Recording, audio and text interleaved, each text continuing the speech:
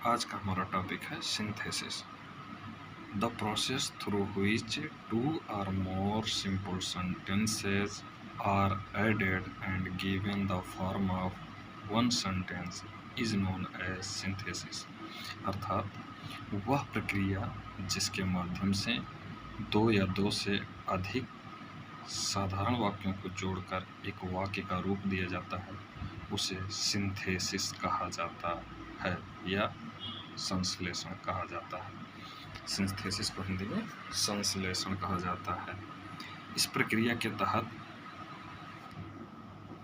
तीन प्रकार की वाक्य बनती हैं जो कि इस प्रकार है। Number 1 simple sentence, number 2 complex sentence, number 3 compound sentence. पहला है आपका सिंपल सेंटेंस।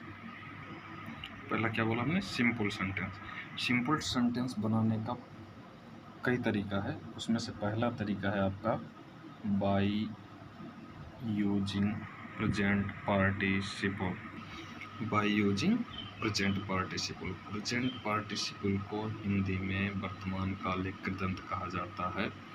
जब अंग्रेजी की दो ऐसी साधारण वाक्य रहती हैं जिनमें कर्ता एक रहता है लेकिन वह भिन्न भिन्न क्रियाएं करता है, अर्थात दोनों वाक्यों का कर्ता एक रहता है और वो दोनों वाक्यों में अलग अलग क्रियाओं को संपन्न करता है और वह क्रियाएं प्रेजेंट इंडेफिनिट टेंस या पास्ट इंडेफिनिट टेंस में रहती हैं।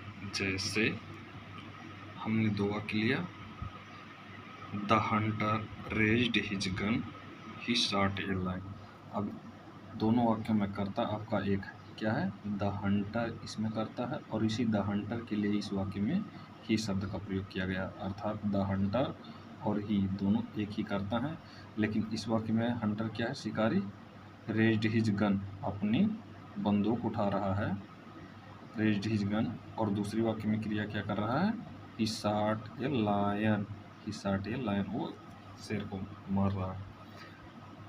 अर्थात इसमें शॉट क्रिया का सेकंड फॉर्म, रेज्ड क्रिया का सेकंड फॉर्म, दोनों पास्ट इंडेफिनिट टेंस में है। ऐसी वाक्यों को जोड़कर जब दोनों वाक्य में कर्ता एक ही रहेगा लेकिन क्रिया भिन्न भिन्न रहेगा, तो ऐसी वाक्यों को जोड़कर एक सिंपल सेंटेंस का रूप देने के लिए आपको क्या करना होता है, इसका नियम आगे बता रहा। ऐसी वाक्यों को जोड़कर एक सिंपल सेंटेंस का रूप देते समय सर्वप्रथम पहले संपन्न होने वाली क्रिया को प्रेजेंट पार्टिसिपल का रूप दिया जाता है। जैसे इसमें पहले दोनों वाक्यों में पहले कौन सी क्रिया संपन्न हो रही है? पहले अब यदि आपसे पूछा जाए कि शिकारी ने बंदूक उठाया या लायन को मारा, तो आप कहेंगे कि शिकारी ने बंदूक को उठाया, अर्थात रेज्ड वाली क्रिया पहले हो रही है, तो इसको क्या किया जाएगा? प्रेजेंट पार्टिसिपल का रूप देकर कर्मपूरक से लिख लिया जाएगा। उसके बाद क्या है? कर्मपूरक से लिखा जाता है। इसके बाद कामा निशान का प्रयोग करके बाद में होने वाली क्रिया के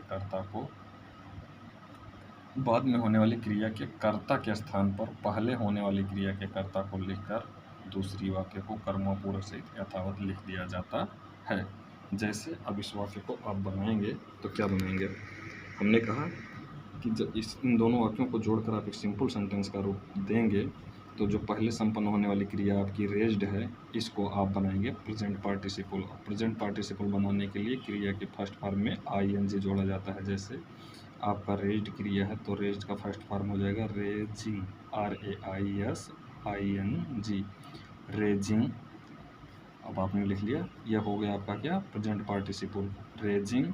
अब उसके बाद मैंने कहा कि प्रेजेंट पार्टिसिपल बनाकर कर्मपूरक, कर्म क्या है आपका? His, raising his gun.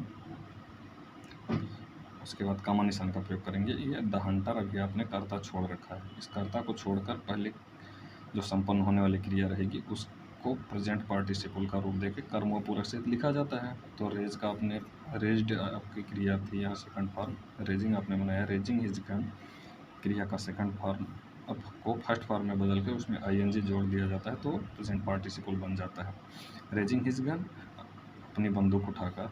अब यहाँ जो बाद में संपन्न होने वाली क्रिया रहती है उसके कर्ता के स्थान पर पहले संपन्न होने वाली क्रिया के कर्ता को लिखा जाता है, यानी ही के स्थान पे आप लिख देंगे the Hunter raising his gun, the Hunter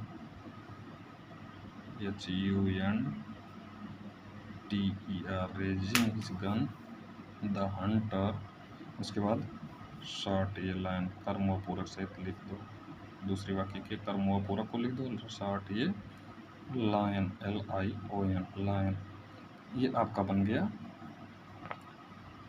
present participle के हिसाब से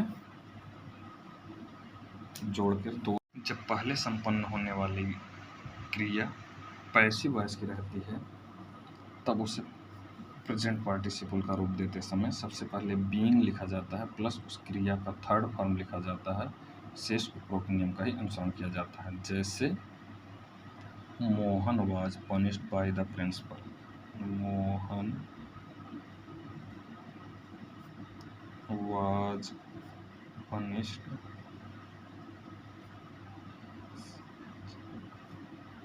bye the principal, PRINCIPAL, principal. He went home, he went home. अब देखो ये भी पास्ट इंडेफिनिट है, ये भी पास्ट इंडेफिनिट है, लेकिन ये आपकी पैसिव वॉइस की है। यहाँ आपका जो रेज्ड था, ये रेज्ड आपका सेकंड फॉर्म था पास्ट इंडेफिनिट टेंस की, एक्टिव वॉइस की वाक्य थी। जब ये एक्टिव वॉइस की वाक्य को प्रेजेंट पार्टिसिपल बनाएंगे तो केवल क्रिया के फर्स्ट फॉर्म में ING जोड़कर लिख देंगे। लेकिन जब वाक्य आपकी पैसिव वॉइस की रहेगी, पैसिव वॉइस की रहेगी तो आप क्या करेंगे, इस यहाँ वाज भी है ना पैसिव वॉइस में, तो पैसिव वॉइस की क्रिया को जब प्रेजेंट पार्टिसिपल का रूप दिया जाता है तो सबसे पहले बीइंग लिखा जाता है, बीइंग। उसके बाद इस क्रिया का थर्ड फॉर्म, तो पनिश का दो सेकंड और थर्ड फॉर्म दोनों एक ही होता है, बीइंग पनिश्ड, PUNISHED,